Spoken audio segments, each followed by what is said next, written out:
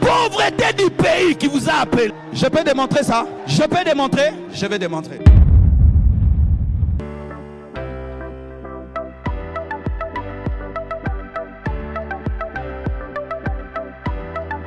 Appelle que les jeunes, hein? Dieu, lui, quand il appelle que les jeunes. Mais pourquoi ce ne sont que les jeunes? Parce que les jeunes n'ont rien. Mais les papas, ils travaillent, ils ont maison, tout. Vous entendez que Dieu m'a dit de tout abandonner? Rarement, non? Pourquoi? Parce qu'ils ont tout. Pourquoi les jeunes acceptent facilement? Parce que le ministère les sauve aussi de la pauvreté, non? Mais les papas résistent, pourquoi? Parce qu'il a déjà bien. Papa Patrick, il me cherche, pasteur. Dieu m'a dit de tout abandonner. Tu as entendu ça? Papa Bélade, tu as entendu ça? Mais il y a un protocolaire qui me dira ça un jour. Des fois, tu penses que Dieu t'a appelé, mais c'est le pays qui t'a appelé.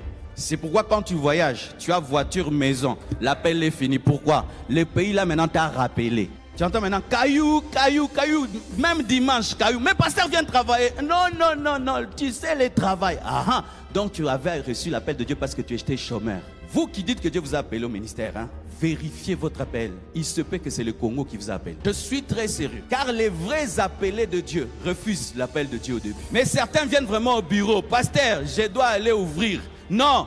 Il se fâche. Frère, tu as déjà vu un militaire qui se fâche parce qu'on ne l'a pas envoyé au front? C'est lorsqu'il pense qu'on va s'amuser là-bas. Mais s'il sait qu'on va mourir, il dit merci pasteur, tu as sauvé ma vie. On envoie tout le monde sauf moi.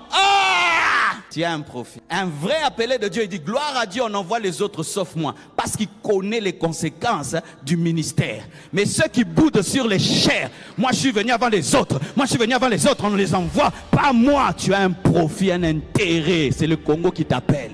Quand tu auras une voiture, une maison, c'est fini, tout est accompli. Et c'est comme ça que des hommes de Dieu pareils, vous tuez le pays parce que vous ne servez pas Dieu pour servir, mais pour vous servir. Alors, l'homme est un esprit qui habite un corps et qui a une âme. Mais cet homme-là, tripartite, habite une société. Il sort d'une famille. Il habite une société, il habite un quartier et il est dans une nation. Et cette nation a plusieurs domaines, plusieurs dimensions. Les gens de Jeunesse en Mission appellent ça les 7 montagnes. Pasteur Sanogo appelle ça les 12 portes. Il va même vous expliquer ça pendant la conférence. Mais l'Église doit influencer l'éducation, les médias, l'économie, la politique, l'armée, le sport, la musique, le cinéma, la santé, la famille, la spiritualité, la culture, la mode, le juridique, l'administratif, la mentalité et les raisonnements. L'Église doit influencer la manière d'enseigner à l'école. L'Église doit corriger la manière dont on enseigne à l'école.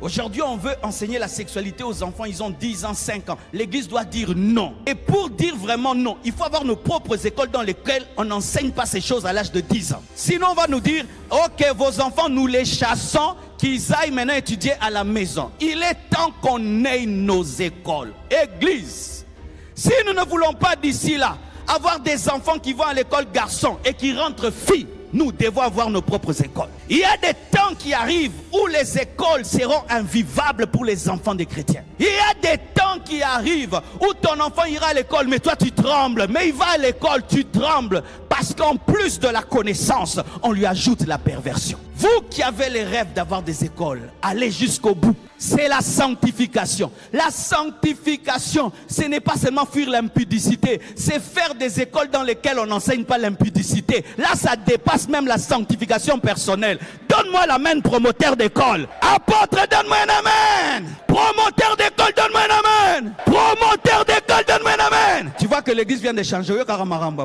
Promoteur d'école. Pasteur, si on disait ça depuis longtemps, on aurait des écoles. Partout des écoles. Et dans les écoles, on gagne ses enfants et ils viennent prier à l'église. J'ai étudié dans une école de cette église-là. Des fois, même quand j'ai dit des choses, j'ai dit, même les Français là que je parle, j'ai appris là-bas. Quelle ingratitude. Chaque soir, on nous faisait prier maman. Obligatoire. Tu ne veux pas, tu rentres à la maison. Et on devait la prier. Mais non, toi, tu es promoteur d'une école. Chaque matin, et je te dis, un élève qui voit son professeur parler en langue, il voudra parler en langue. Qui voit son professeur dire, je suis intelligent, par la grâce de Dieu, il sera influencé. Il est temps qu'on n'opère pas que dans le domaine des églises, qu'on opère dans le domaine des écoles. Nous avons le projet d'acheter ici et de mettre une école ici. Ici, une école. Ici, une école. Imagine une école ici. Quand on finit le temple là-bas, on achète ici. On met une école, une bonne école, où les gens sont remplis de l'esprit. Et ils donnent cours. Les médias, Pasteur Greg a une radio qui émet jusqu'en Haïti. Et je vous assure, quand il prêche aux États-Unis, l'Haïti le suit. Au point où aujourd'hui, il est devenu l'un des Haïtiens les plus influents du monde. Mais au travers de la radio. Dites radio, dites radio. Dis radio. Est-ce que tu penses à la radio? Il y a des endroits où l'internet ne passe pas. Il y a des endroits où il n'y a pas de télévision. Mais dans les taxis, la radio. Ayez des visions de radio. Quand j'ai rencontré Michael Lebo, celui qui a fait Enseigne-moi, Dieu lui a dit, les médias, et il a fait Enseigne-moi qui bénit toute la francophonie aujourd'hui. C'est la chaîne chrétienne la plus influente au monde. Et je suis allé voir leur studio. C'est plus que TF1, c'est plus que TF1, c'est plus que France 24, je vous dis. Des caméras de 100 000 €. Mais c'est chrétien. Narufongo l'église, d'accord. Français, j'ouvrir une église, ouvre une chaîne de télévision avec des bons programmes qui aura plus d'influence qu'un pasteur. La vision, c'est pasteur. Mbokaba pasteur.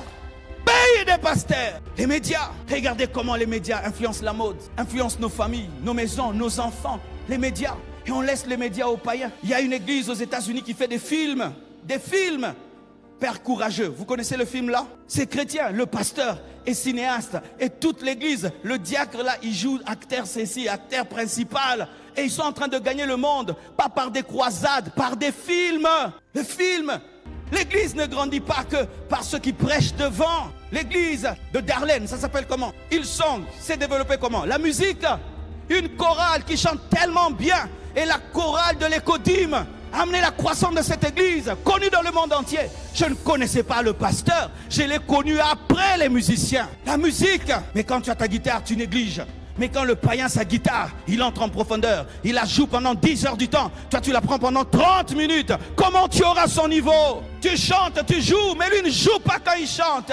Le sport, regardez ce qui nous est arrivé à la francophonie. Quelqu'un qui court comme ça et puis, vraiment, si c'était toi et tu sautais 10 mètres et puis tu es champion et puis on te dit quel est le secret? Le pasteur nous avait dit, il faut être excellent même. Mon frère, tu vas gagner des âmes. Il n'y a pas que l'esprit, il y a l'économie, il y a la politique, il y a le juridique, il y a l'administratif, il y a le sport, il y a la mode, la mode.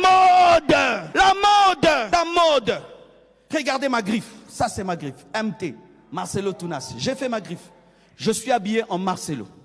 Mon pantalon c'est du Marcelo, ça c'est du Marcelo. Mes chemises c'est du Marcelo. J'ai créé mon vers Yves Saint Laurent. Mais regardez la mode d'aujourd'hui. On laisse maintenant le nombril dehors, cette mode-là. Pourquoi? Parce que nous sommes négligents. Est-ce qu'on a des modélistes chrétiens? Donc les cerveaux des païens fonctionnent, les nôtres ils vibrent en esprit. Mais oui, honte à nous. Yves Saint Laurent un païen, Gucci païen, Versace païen. Quelle griffe des chrétiens nous connaissons? Est-ce que Dieu est contre cela? Dieu est le premier couturier. Lorsque Adam et Ève ont péché, qui les a habillés? Qui a habillé Adam et Ève? Lorsque Dieu crée la sacrificature, il a parlé même du caleçon du sacrificateur, même le tissu. Il a parlé même de l'éphod. Il y a même personne qui a un rêve d'être modéliste. Il y a quelques frères dans cette église que Dieu est en train de bénir. Ils ont compris que dans cette église, on aime bien s'habiller. Ils ont commencé à vendre des vestes, vendre des cravates. Maintenant, tu as besoin d'une veste. Frère Franck, c'est la publicité. Franck, la chaussure là, c'est Franck. Quand un département veut m'offrir une chaussure, Franck, donne à papa un autre nom. Et Franck, ouvre une boutique maintenant, Franck. Tu ouvres une boutique, tu mets des lumières et tu mets tes vêtements. Modéliste, cinéaste, sportif. Hier, je vais au stade Tata Raphaël pour programmer Équilibre 2025. Parce que l'année prochaine, ce sera au stade Tata Raphaël. Oh, donne-moi la main. Et je vais visiter. On m'amène dans un bureau et puis dans un autre, jusqu'au niveau du chef. J'arrive là, je trouve une dame. Elle me regarde, elle tremble, elle rit, elle tremble. Je dis, qu'est-ce qu'elle a cette maman? Elle dit, pasteur, tu m'as déjà prêché. Je dis, où? À ICC. Je suis fidèle de l'église ICC Paris. Et aussi, ici, je prie la parole du salut. Bien aimé, du coup, Naromi Alès.